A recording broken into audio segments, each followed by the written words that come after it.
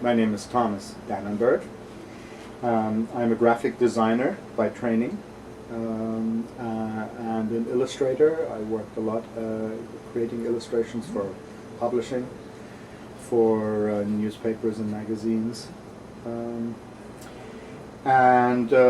sort of an artistic jack of all trades.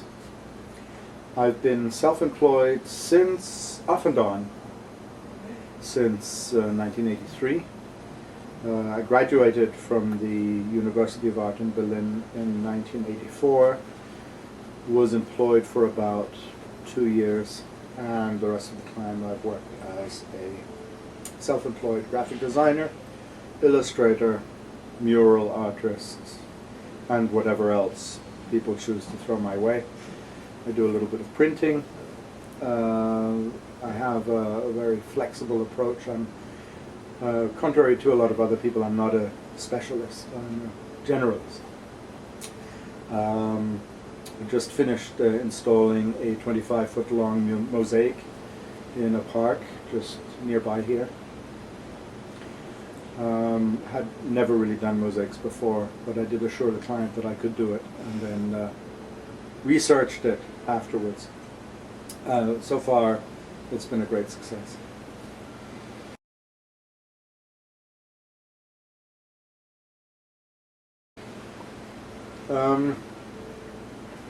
As far as how my time is divided up between the various aspects of creating and making a living from artwork, I would say by far the lion's share goes into making product. So probably I would say about 60%, maybe even 70, well 60% I would say goes into making the actual artworks, that sort of thing. Followed by client acquisition. So client acquisition being marketing, promotion, networking. Networking is very important. Meeting people who show an interest. Oftentimes those meetings don't bear fruit. Sometimes a very quick chance meeting will be very fruitful. Having a presence online is very important. So I would say probably about 30% goes into that, which leaves 10%. I would say the majority of that would be getting the clients to actually pay. And then of course there's a fair bit of paperwork that the government requires in terms of quarterly HST tax submissions and then your yearly taxes. I would say taxes and that sort of thing is I would say about 3%. Income tracking is not really a big deal because the volume of work that I do is very relatively small, and the number of invoices that I generate are also quite small, easily to keep track of. I guess the other thing would be things like education. I like to keep informed, inspiration, keeping your finger on the pulse, that sort of thing. Buying materials and all of that. That sort of tends to bleed over into my personal life though, because you know, when I'm looking at magazines or when I'm watching a film or something, I mean those are personal pursuits as well. In general, you can't, I don't find one can compartmentalize so clearly between professional life and personal life. And the more one goes into sort of the realm of fine art, the less the distinction is clear. One's whole life, in a way, becomes one's art. It's certainly not a 9-to-5 job where you close the door, go home, and then think of something else completely. Also, entertainment, free time activities, hobbies, all tend to be somewhat art-related. So the lines definitely are blurred. The whole thing is sort of one holistic entity.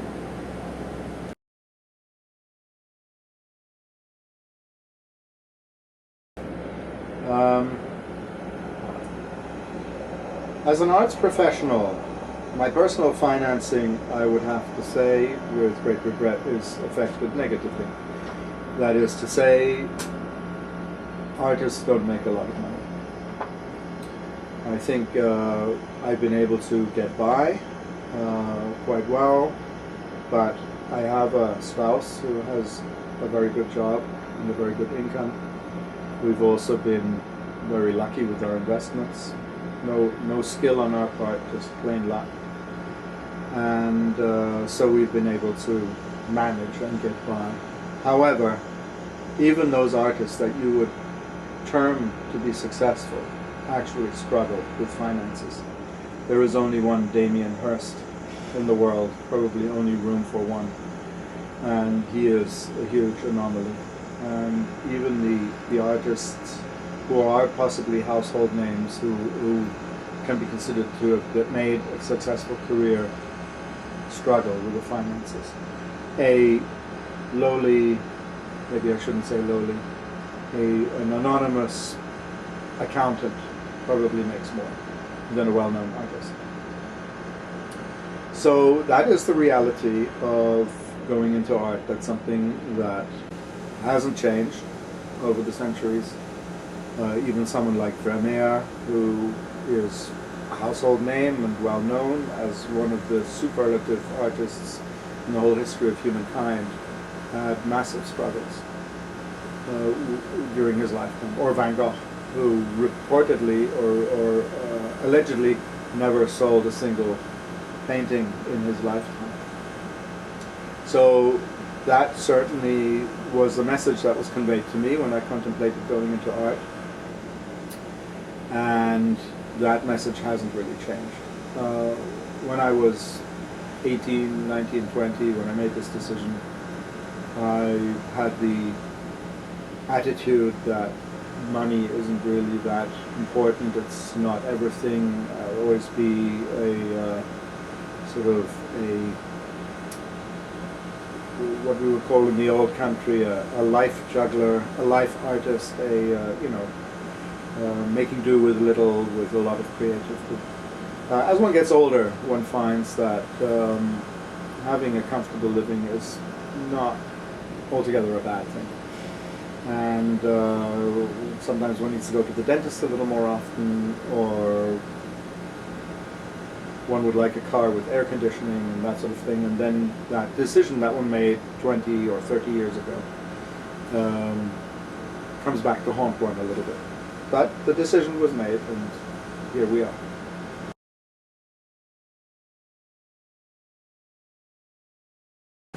Health benefits and health insurance, I would say, is very important. I'm of a German background, and we Germans like to over-insure anyway. We probably have an insurance against not having enough insurance. So when we were living in Germany, we were insured to the hilt. Now here we are pretty well insured as well. My wife, of course, is insured through her workplace. I'm insured through our professional association, which is the Canadian Association of Professional Image Creators. It's called CAPIC for short. It used to be, the acronym used to stand for a different name, but the new name now officially is the Canadian Association of Professional Image Creators. And one of the great benefits of being a member, not the only benefit, but one of the significant benefits, is that they offer group insurance. We've been insured for them, with them, as a family, also with the kids when they were still in the home, for over 20 years now, since 1989 in fact.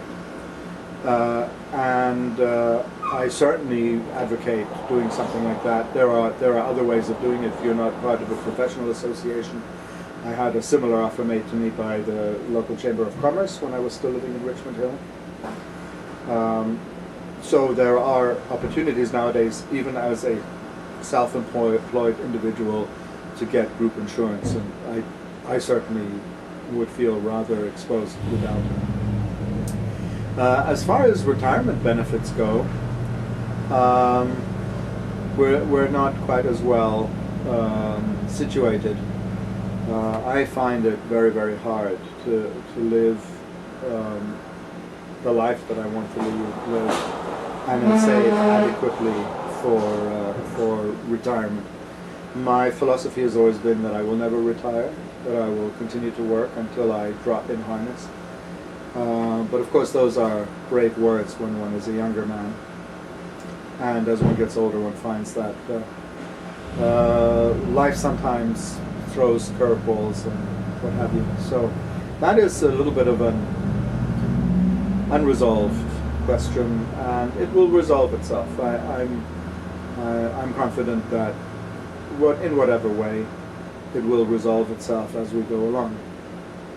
But the savings that I have personally made, it's a slightly different story with my wife being an employee, but the savings that I have made are definitely inadequate for a comfortable retirement.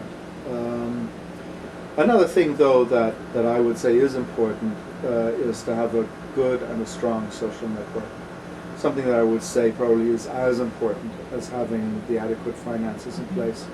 Now, even studies that have tracked areas of high concentration of centenarians have shown that one of the significant factors in there being such a thriving older population is the strong social connection and social network.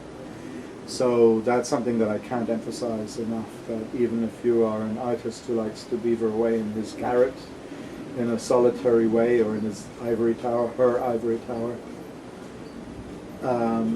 a strong social network has been shown to be very beneficial for health, for economics as well. I'm part of a bicycle repair collective around the corner here, and one of the co-founders just gave me a job because in his other life he works at a prop making company.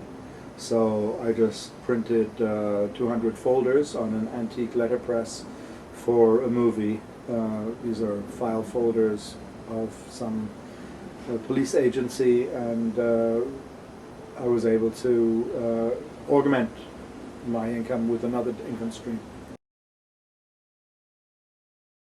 I do want to stress that having several income streams is probably going to be part of your financial life if you are an artist. So it is important to be flexible. It is important not to specialize too heavily. In my opinion, other people might think differently. And it's important to take whatever comes your way. So this flexibility and not relying on just one particular specialized niche has served me quite well. The other important thing that I wanted to mention is it's important to be financially savvy. I'm not the best example of that, but I think that's something that you really need to hone and work on if you want to be a freelance artist, because you're going to have to learn to stretch a long way. Unless you marry money, that's another option. I certainly didn't do that.